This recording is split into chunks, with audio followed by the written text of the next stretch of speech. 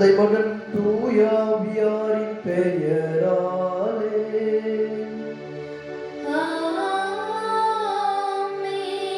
நம் அன்பரும் நண்பருமான இயேசு கிறிஸ்துவின் அருளும் தாயும் தந்தையுமான கடவுளின் அன்பும் ஆண்டு நடத்தும் தூயாவியார் நட்புறவும் உங்கள் அனைவரோடும் என்றும் இருப்பதாக.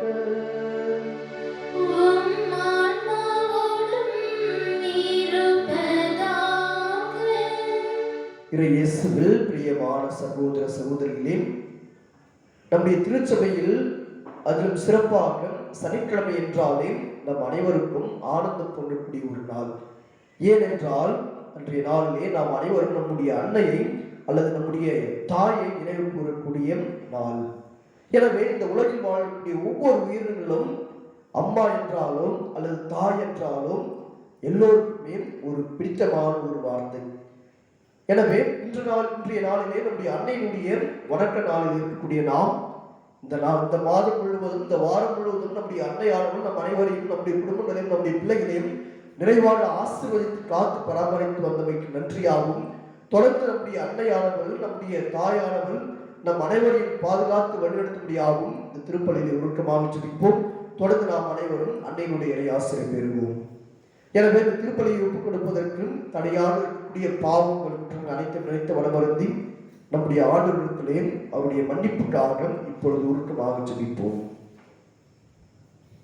எல்லாம் வல்ல இறைவனிடமும் சகோதர சகோதரிகளே, உங்களிடமும் நான் பாவியென ஏற்றுக்கொள்கின்றேன். ஏனெனில் என் சிந்தனையாலும் சொல்லாலும் செயலாலும் கடமையில் தவறியதாலும் பாவங்கள் பல செய்தேன். என் பாவமே, என் பாவமே, என் பெரும் பாவமே. ஆகையால் எப்போதும் கன்னியான புனித மரியாவையும் வானதூதர் புனிதர் அனைவரையும் சகோதர சகோதரிகளே உங்களையும் நம் இறைவனாகிய ஆண்டவரிடம் எனக்காக வேண்டிக் கொள்ள மன்றாடுகிறேன். எல்லாம் வல்ல இறைவன் நம் மீது இரக்கம் வைத்து நம் பாவங்களை மன்னித்து நம்ம நிலையான முடிவில்லாத வாழ்வுக்கு அழைத்து செல்வாராக. ஆமென்.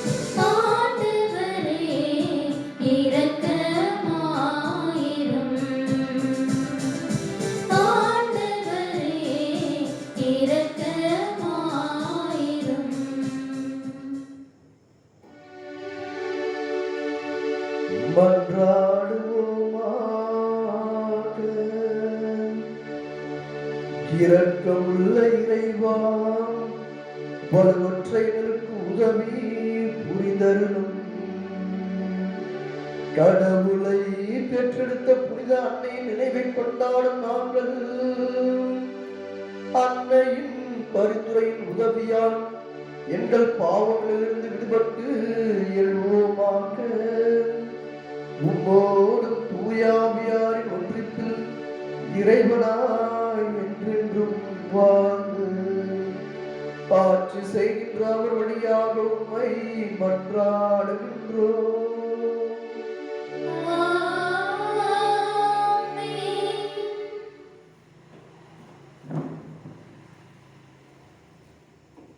முதல் வாசகம். இயேசு கிறிஸ்து தோன்றும் வரையில் குறை சொல்லுக்கு இடம் தராமல் இந்த கட்டளையை அப்பளுக்கின்றி கடைபிடித்து வா. திருத்தூதர் பவுல் தீமோத்தேயுவுக்கு எழுதிய முதல் திருமுகத்திலிருந்து வாசகம்.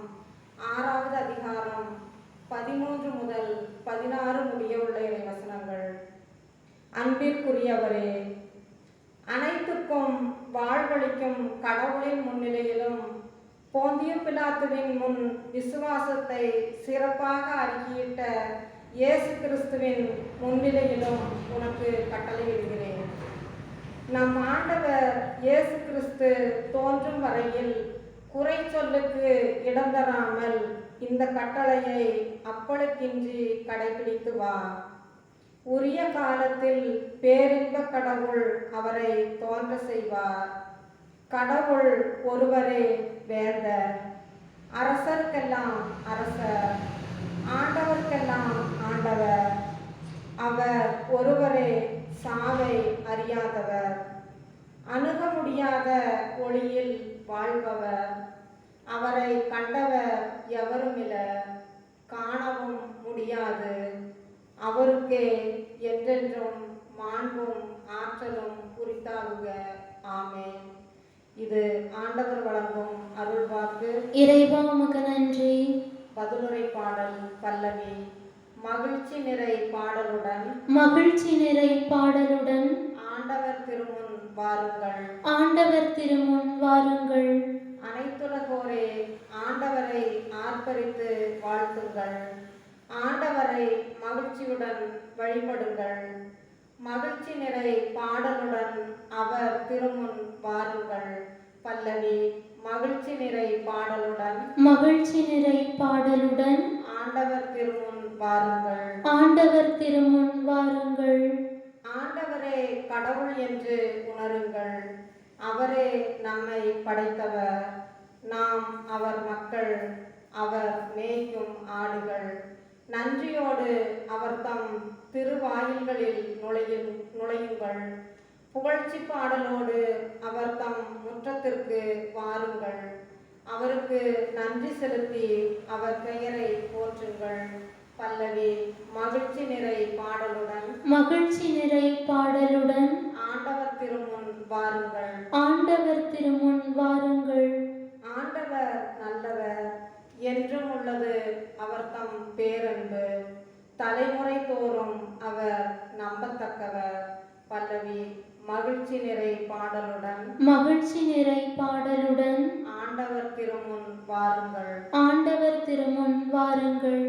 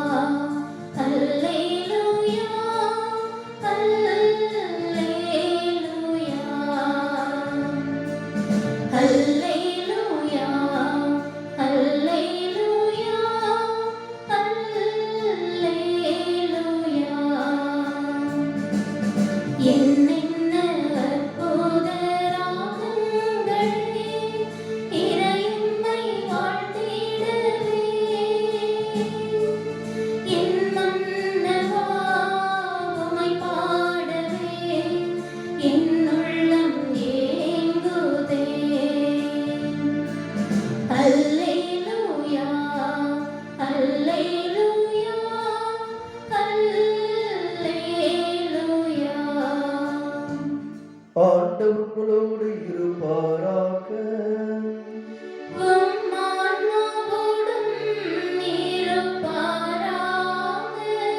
லூக்கா எழுதிய புனித நற்செய்தியிலிருந்து வாசகம்.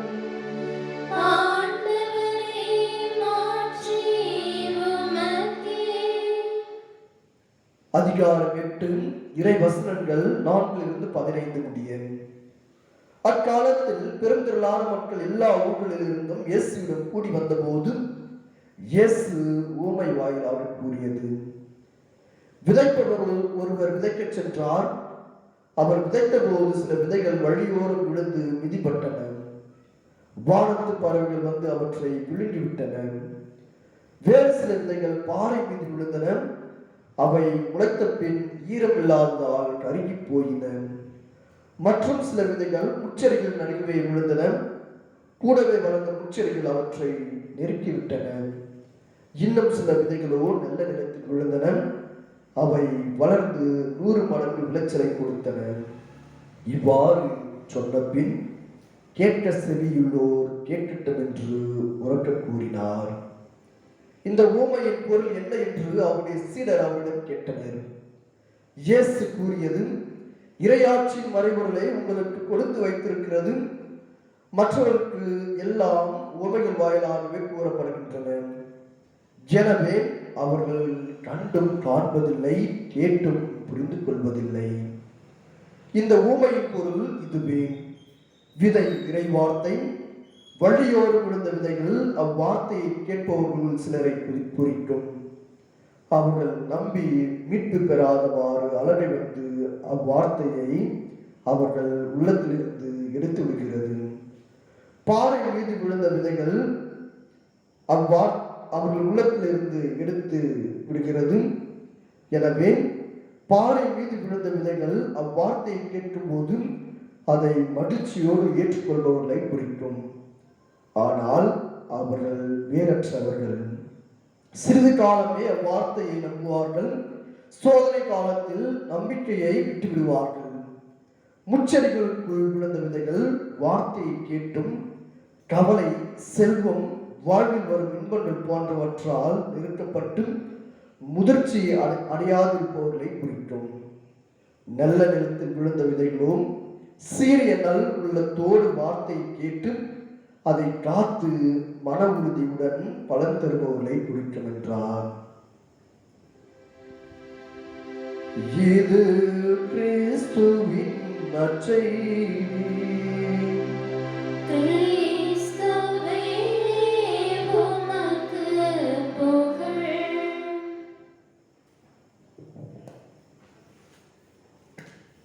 இயேசுவில் அன்னையின் பக்தர்களே, இறை உறவுகளே, ஒருமுறை ஒரு குருவானவரை பார்ப்பதற்காக ஒரு சிறுவன் அவரிடம் வருகின்றான்.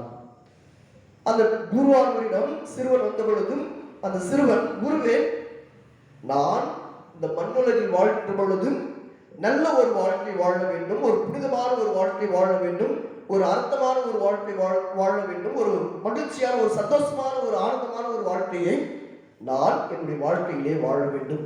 எனவே இந்த ஒரு வாழ்க்கையை வாழ்வதற்கு நான் என்ன செய்ய வேண்டும் என்று அந்த குருவிடம் அந்த சிறுவன் கேட்கின்றான். அப்பொழுது குருவானவர் கடற்பஞ்சை எடுத்து பீடத்துக்கு முன்பாக வைக்கின்றார். இரண்டாவதாக சல்லடையை எடுத்து பீடத்துக்கு மேல் வைக்கின்றார். மூன்றாவதாக முரத்தை எடுத்து வைக்கின்றார். நான்காவதாக புனலை எடுத்து வைக்கின்றார். எனவே இந்த 4 பொருட்களையும் பலிபீடத்துக்கு முன்பாக வைத்து அவர் இதுதான் வாழ்க்கை என்று சொல்கின்றார். ஆனால் அந்த சிறுவனுக்கு ஒன்றுமே புரியவில்லை. குருவே, நீங்கள் வைத்திருப்பது 4 வகையான பொருட்களை நீர் பலிபீடத்துக்கு முன் வைத்திருக்கின்றீர், பலிபீடத்திற்கு மேல் வைத்திருக்கின்றீர். ஆனால் எதற்காக வைத்தீர்? இதனுடைய அர்த்தம் என்ன என்று எனக்கு புரியவில்லை. இன்னும் சற்று ஆழமான தெளிவாக கூறும் என்றும் அந்த சிறுவன் அந்த குருவிடம் கேட்கின்றார். அப்பொழுது அந்த குருவானவர் முதலாவதாக அவர் கடற்பஞ்சை எடுத்து அந்த சிறுவன் முன் காட்டுகின்றார். இந்த கடற்பஞ்சை பார்க்கின்ற பொழுதும் இந்த கடற்பஞ்சானது நீரில் வைக்கின்ற பொழுதும் அந்த கடற்பஞ்சானது நீரினை தன்னுடைய இதயத்திற்குள் தனக்குள் எடுத்துக் கொள்ளக்கூடிய ஒரு தன்மையை பெற்றிருக்கின்றது.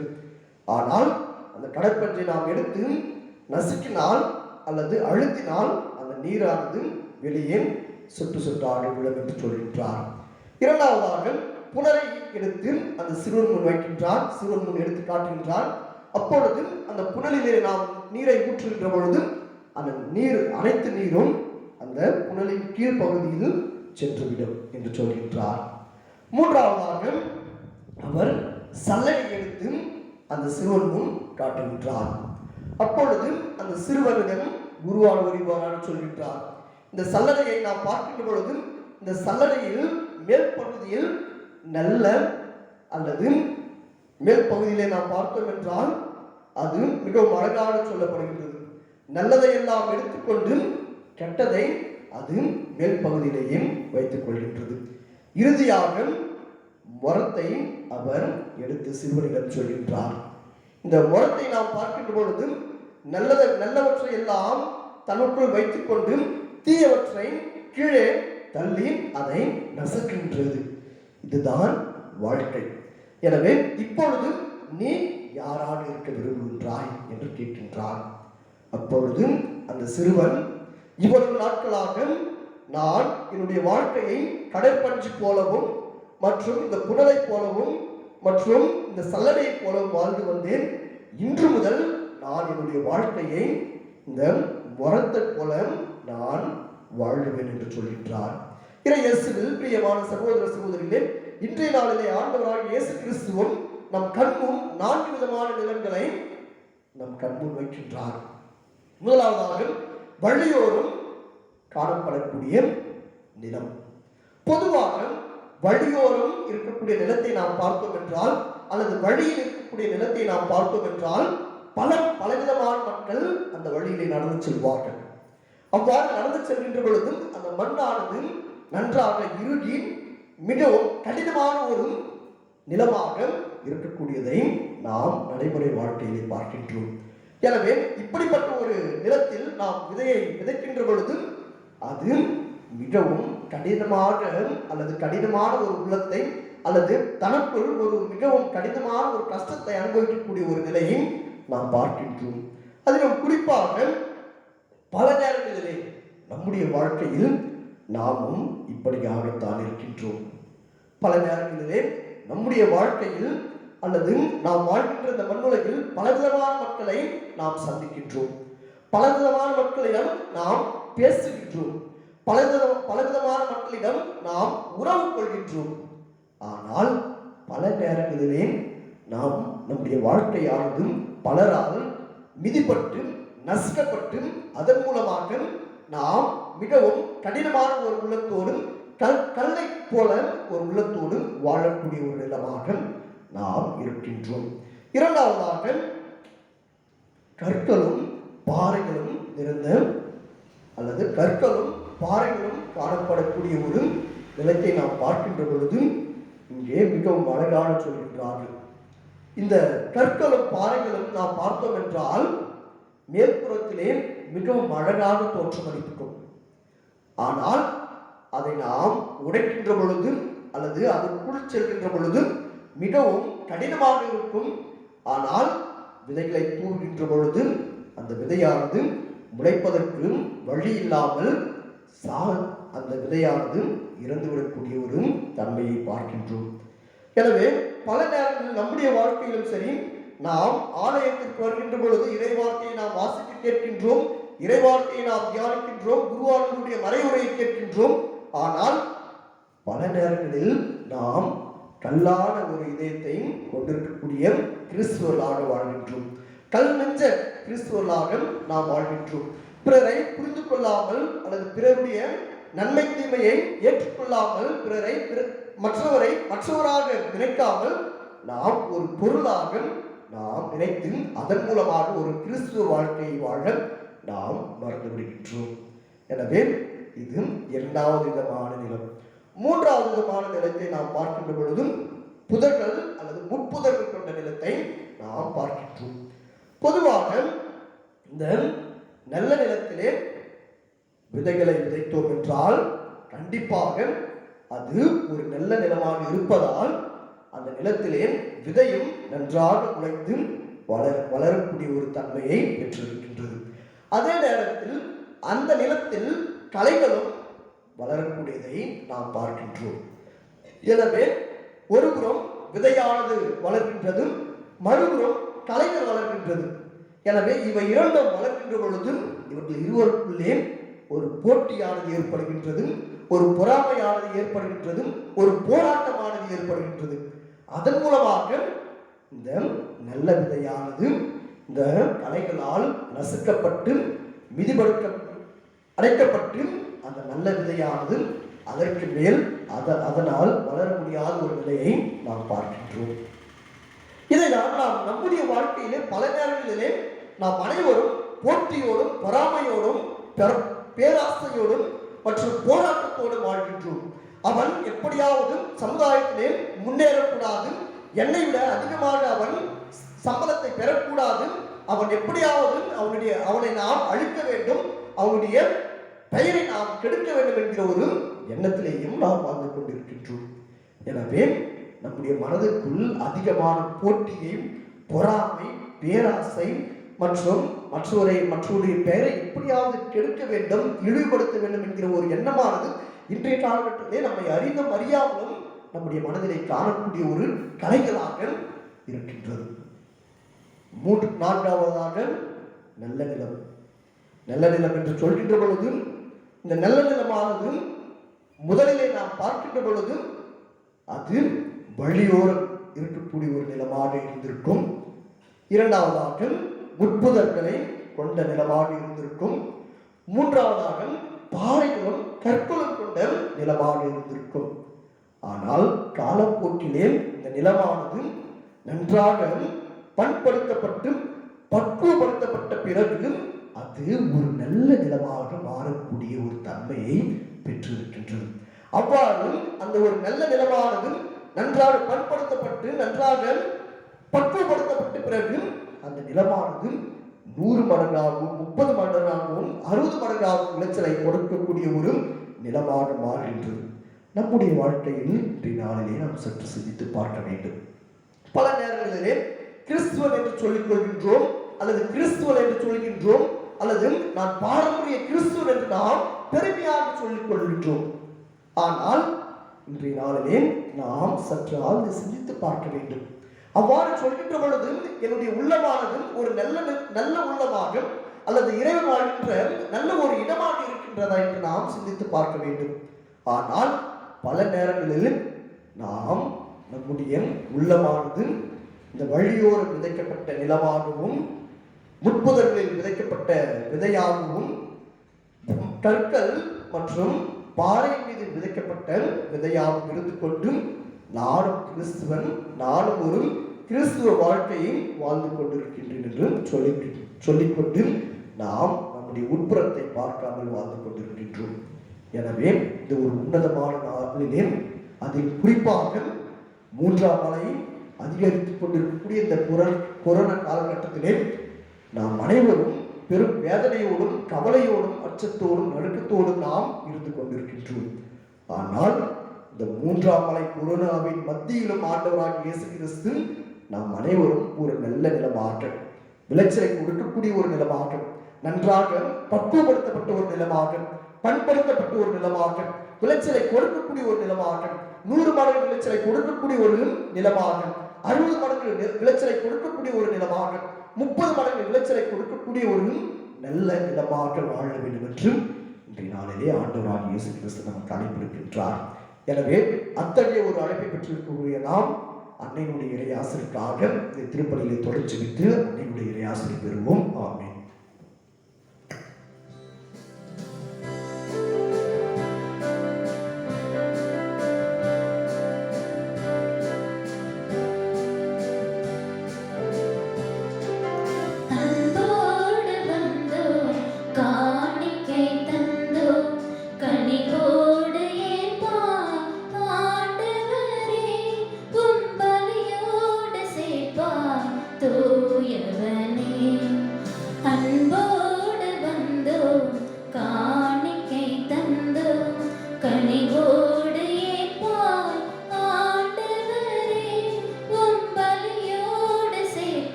சகோதர சகோதரிகளே, என்னுடைய மாலை பலி எல்லாம் உள்ள தந்தையாகிய கேட்டு மன்றாடுங்கள்.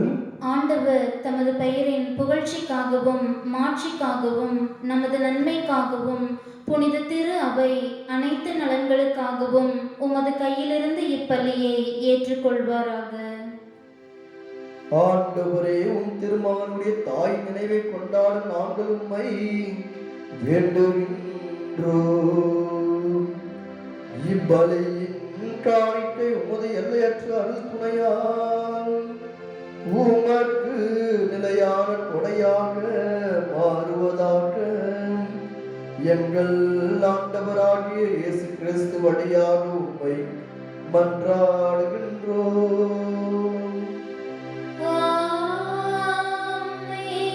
ஆண்டவர் உங்களோடு இருப்பாராக.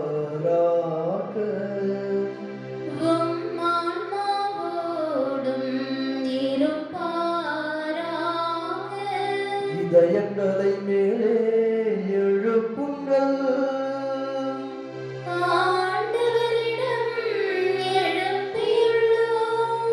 இறைவனாகிய ஆண்டவருக்கு நன்றி கூறுவோம். அதுவே தகுதியும் நீதியுமானதே. ஆண்டவரே, தூயவரான தந்தையே, என்றும் உள்ள எல்லாம் வல்ல இறைவா, என்னாலும் இவ்விடத்திலும் நாங்கள் உமக்கு நன்றி செலுத்துவதும் எப்பொழுதும் கன்னியான புனித மரியாவின் வணக்க நாளில் நாங்கள் உம்மை போற்றி புகழ்ந்து ஆட்சிப்படுத்துவதும் மெய்யாகவே தகுதியும் நீதியும் ஆகும். எங்கள் கடமையும் மீட்புக்குரிய செயலுமாகும். தூய ஆவியின் நிழலிட்டதால் அந்த அன்னை உம்முடைய ஒரே திருமகனை கருத்தாகி தமது கன்னிமையின் மாட்சியில் நிலைத்து நின்று நிலையான ஒளியாகி எங்கள் ஆண்டவர் இயேசு கிறிஸ்துவை உலகிற்கு அளித்தார். அவர் வழியாகவே உமது மாண்பை வானதூதர் புகழ்கின்றனர். தலைமை தாங்குவோர் உம்மை வழிபடுகின்றனர். அதிகாரம் செலுத்துவோரும் திருமுன் நடுங்குகின்றனர். வானங்களும் அவற்றிலுள்ள ஆற்றல்களும் சேராபிங்களும் ஒன்று கூடி அக்களித்து கொண்டாடுகின்றனர். அவர்களோடு எங்கள் குரலையும் சேர்த்துக் கொள்ளுமாறு நாங்கள் உம்மை தாழ்மையுடன் இறைஞ்சி புகழ்ந்து அக்களித்து கொண்டாடி சொல்வதாவது: தூயவர் தூயவர் தூயவர், வான் படைகளின் கடவுளாம் ஆண்டவர். விண்ணகமும் மண்ணகமும் உமது மாட்சியால் நிறைந்துள்ளன. உன்னதங்களிலே ஓசானா. ஆண்டவர் பெயரால் வருகிறவர் ஆசி பெற்றவர். உன்னதங்களிலே ஓசானா. ஆண்டவரே, நீர் மெய்யாகவே தூயவர், தூய்மை அனைத்துக்கும் ஊற்று. ஆகவே உடைய ஆவியை பொழிந்து காணிகளை புனிதவருக்கு வழி வேண்டுகின்றோம். இவ்வாறு எங்கள் ஆண்டவர் இயேசு கிறிஸ்துவின் உடலும் இரத்தமுமாக எங்களுக்கு இவை மாறுவனவாக. அவர் பாடுபட உடல் கணிந்து தம்மை கையளித்த போது அப்பத்தை எடுத்து நன்றி செலுத்தி அதை பிட்டு தம் சிலருக்கு அளித்து அவர் கூறியதாவது: அனைவரும் இதிலிருந்து பெற்று உண்ணுங்கள், ஏனெனில் இது உங்களுக்காக கையளிக்கப்படும் என் உடல்.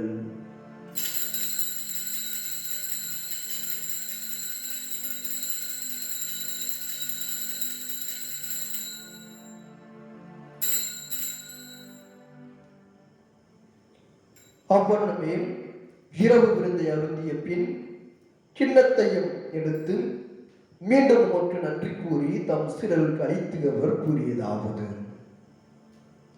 அனைவரும் இதிலிருந்து பெற்று பருகுங்கள், ஏனெனில் இது புதிய நிலையான உடன்படிக்கைக்குரிய என் இரத்தத்தின் கிண்ணம்.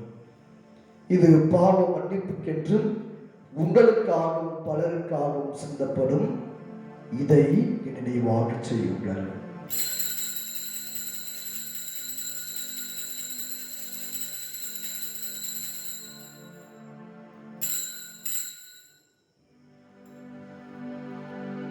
நம்பிக்கையின் மறைபொருள்.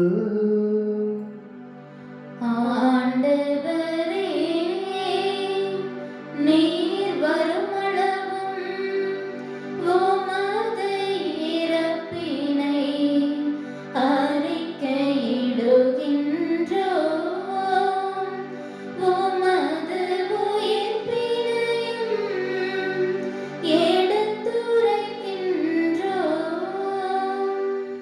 ஆகவே ஆண்டவரே, நாங்கள் கிறிஸ்துவின் இறப்பினையும் உயிர்ப்பின் நினைவு கூர்ந்து வாழ்வு தரும் அப்பத்தையும் மீட்பளிக்கும் கிண்ணத்தையும் உமக்கு ஒப்புக் கொடுக்கின்றோம். உம் திருமுன் நின்று உமக்கு ஊழியம் புரிய தகுந்தவர்களை நீங்கள் ஏற்றுக்கொண்டீர். எனவே உமக்கு நன்றி செலுத்துகின்றோம். மேலும் கிறிஸ்துவின் உடலிலும் ரத்தத்திலும் பணுக்களை தூய ஆவியார் என்று சேர்க்க வேண்டும் என உண்மை தாழ்மையுடன் மன்றாடுகின்றோம். ஆண்டவரே, உலகிற்கும் பலவிற்கும் அது திரு அவை நினைவு கூர்ந்தலும் எங்கள் திருத்தந்தை பிரான்சிஸ், எங்கள் ஆயர் பீட்டர் அபிர், எல்லா திருநிலையினர் ஆகிய அனைவரோடும் ஒரு திரு அவை அன்பு நிறைவேற செய்தலும். மேலும் உயிர்த்தெழுந்த எதிர்நோக்குடன் துயில்களும் சகோதர சகோதரிகளையும் இறந்தோர் அனைவரையும் இரக்கத்துடன் நினைவு கூர்ந்தும் அது திருமுட ஒளியில் ஏற்றுள்ளது. எங்கள் அனைவரும் மீதும் இரக்கமாயிரும். கடவுளின் கன்னித்தாயான புனித மரியா, அவருடைய கணவரான புனித சூசையப்பர், புனித திருத்துதர்கள், புனித அன்னை தெரேசா, புனித யூஜி மாஸ்டேன், எங்கள் பண்டின் பாதுகாவலே புனித மகதலின் மரியாம், துணை பாதுகாவலர் புனித அந்தோனியார், இவ்வுலகிலும் உழுதவராய் இருந்தோராகிய புனிதர் அனைவரும் நாம் நிலைவாழ்வில் பங்கு கொள்ளும் தகுதி பெற்று உம் திருமகன் இயேசு கிறிஸ்து வழியாக உம்மை புகழ்ந்தேத்து மரமல்ல உம்மை மன்றாடுகின்றோம். இவர் வழியாக இவரோடு இவரில் எல்லாம் வல்ல இறைவனாகிய தந்தையே, தூய ஆவியாரின் ஒன்றுக்கு எல்லா புகழும் மாட்சியும் என்றென்று உமக்கு உரியதே.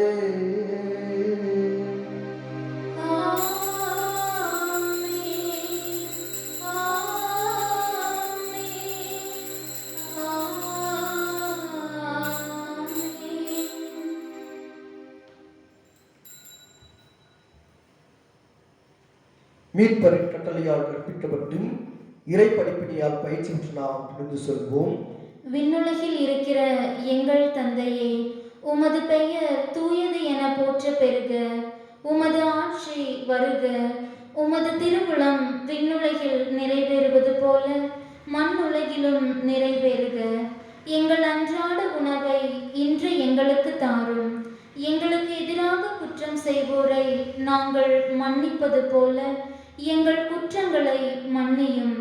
எங்களை சோதனைக்கு உட்படுத்தாதேயும், தீமையிலிருந்து எங்களை விடுவித்தருளும்.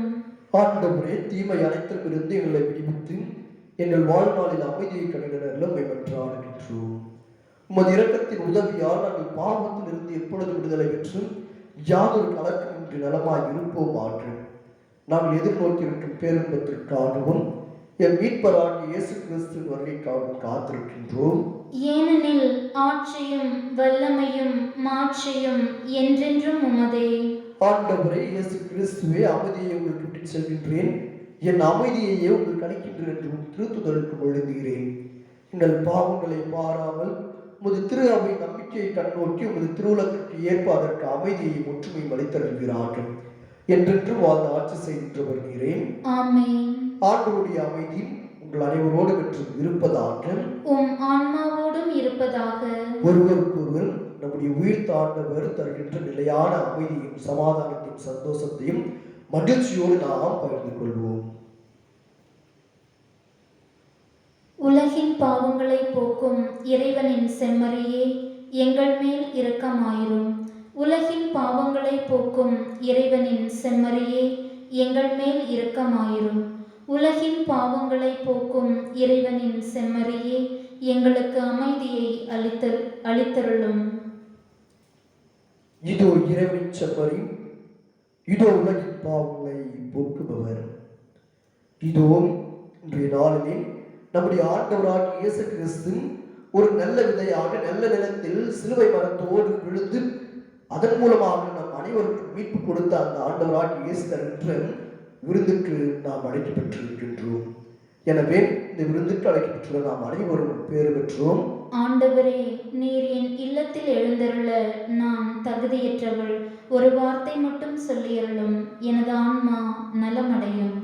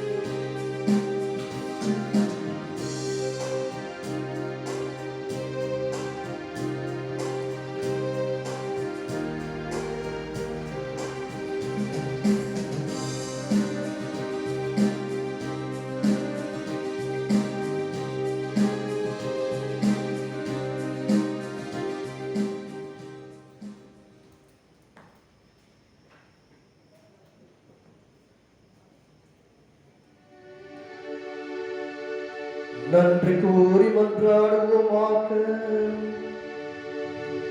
ஆண்டவரே, விண்ணக உணவை உட்கொண்ட நாங்கள் உமது கனிவை வேண்டுகின்றோம். என்றும் கன்னியான புனித மரியாவின் நினைவு கொண்டாட்டத்தில் மகிழ்வுறும் நாங்கள் அதே கண்ணியை கண்டு பாவித்து எங்கள் மேல் பின்மர உண்மையை பெற நாங்கள் தகுதி பெறுவோமாக. எங்கள் ஆண்டவராகிய இயேசு கிறிஸ்து வழியாக உண்மை மன்றாடுகின்றோம். ஆண்டவர்களோடு இருப்பாராக.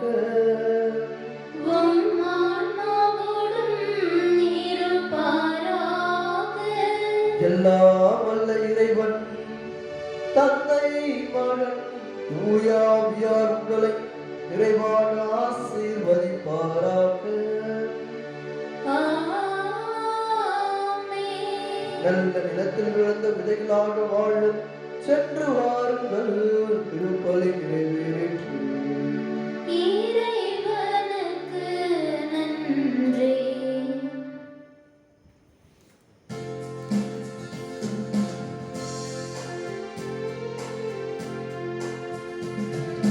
அம்மா மரியே வாழ்க, அம்மா மரியே வாழ்க, அம்மா மரியே வாழ்க, அம்மா மரியே வாழ்க, மரியே வாழ்க, மரியே வாழ்க, மாதா நீ வாழ்க, எங்கள் மரியே வாழ்க, மரியே வாழ்க, மாதா நீ வாழ்க. அறியாத மாந்தருக்கு அறிய வைத்தாய், உன்னை ஆரோக்கிய தாயாக உணர வைத்தாய். அறியாத மாந்தருக்கு அறிய வைத்தாய், உன்னை ஆரோக்கிய தாயாக உணர வைத்தாய். மறையாத வானிலவாய், மாறாத வான்மழையாய், மறையாத வானிலவாய், மாறாத வான்மழையாய், திகழ்கின்ற திருமரியே நீ வாழ்க, நீ வாழ்க, நீ வாழ்க.